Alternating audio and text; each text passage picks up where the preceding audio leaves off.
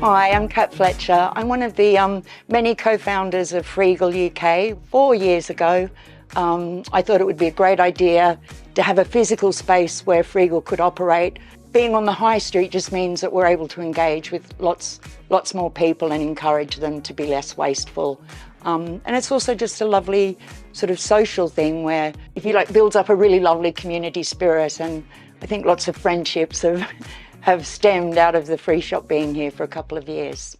When I first started doing the free shop, I just thought it'd be a little thing I'd sort of do on my day off, just a little sweet community pop-up, and it's actually built into a really big enterprise. Traditionally, kind of pop-up events, give and take events, clothes swaps, all the rest of it, they happen in the community, in church halls, in community centres, tucked away in a school or something on the weekend, and they're frequently not on the high street. And actually you can engage with loads more people if you have a project or a service that's operating on the high street. Although we have like this fantastic charity shop sector across the whole of the UK, over 10,000 charity shops all doing sterling work to keep goods in circulation, but their purpose is to generate income for whatever organisation is operating the shop.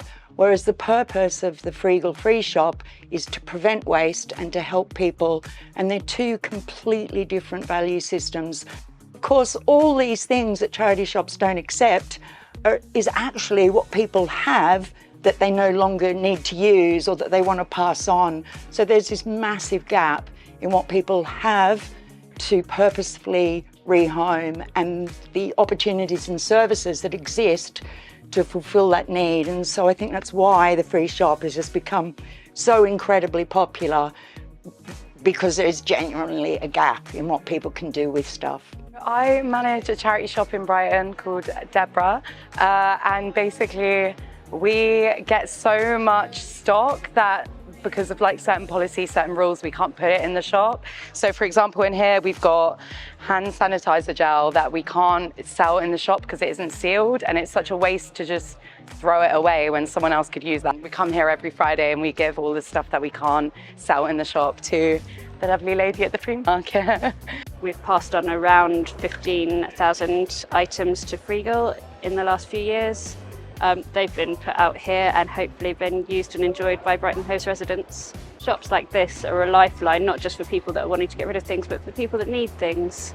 And where it's really valuable is items that are perfectly functional, things like toasters, kettles, everyday household items that have an onward use but don't have any onward value financially, economically.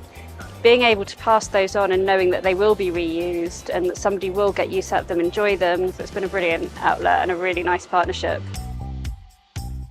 I got a printer, scanner, photocopier together. All that is 3 in 1 from this place. When I came, I was just passing one morning, I said, let me just see it, and I got the printer. And it's working perfectly. Working perfectly. Because I live in sheltered housing and the other people do puzzles. And I often get a lot of puzzles here. You know, we also connect with various academic courses around the city. And so they direct all their students down here to get resourceful, to not buy brand new stationery, to not buy brand new materials. All the things I've got are good things, you know, because somebody's had the foresight to say, look, I'm not going to be using this, I'll bring it in, let somebody else have the benefit of it. That's what it is. I bring in bits, take away bits, and I think it's fab here, and I come every week. I mean, every time I come in, there are people here having a browse, dropping stuff off. So it's obviously something that is gaining momentum and people are interested in. I think it also encourages kind of a sense of community, of giving to each other instead of trying to get it from like an anonymous hand. You know, driving the circular economy forward is just such an important thing to do, whether you're a citizen or a business or a government.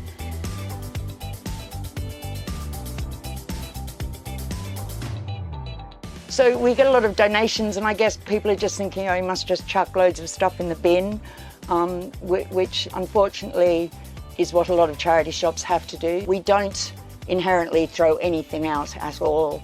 So the closest thing we get to throwing something out is when we're sorting through the textiles and clothes. If something is, you know, really badly stained or completely beyond upcycling, repair, or reuse, then it gets isolated and that goes to a specialist textile recycling. So we measure in kilograms every donation that comes in and we categorise it.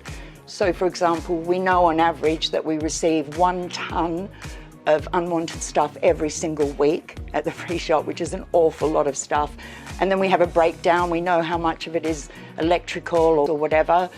And that's really useful data for the local authority, and nothing at the Free Shop would be possible without the help of volunteers. Yeah, we really rely on the kindness and hard work of volunteers, and I've had one really special lady help me for the last 3 years, Shana, and she is the queen of sorting out clothes and fabric. Well, what I do is donations come in, sometimes I help Kat weigh them. And me and Kat will sort them. Well, for people who don't have any money to come and get a chance of getting some new clothes or getting some stuff for their children or even their animals, I would just say find something you like and it's okay to take home. So we know that between about 1,200 and 1,500 people come every week to the Free Shop, which is actually a huge number of people to engage with in a community project. It has the effect of kind of putting out really positive message to anybody. It's okay to reuse stuff, that everything's a resource. You know, there are ways of not being so wasteful. You don't have to fly tip stuff, you don't have to bin it. It doesn't have to be complicated. We've just tried to make the concept of being more resourceful and less wasteful really easy and convenient. You know, really that's mimicking nature in just not being wasteful. And I believe that's David Attenborough's mantra, you know, whatever you do, don't be wasteful. So yeah, we're following that to the core.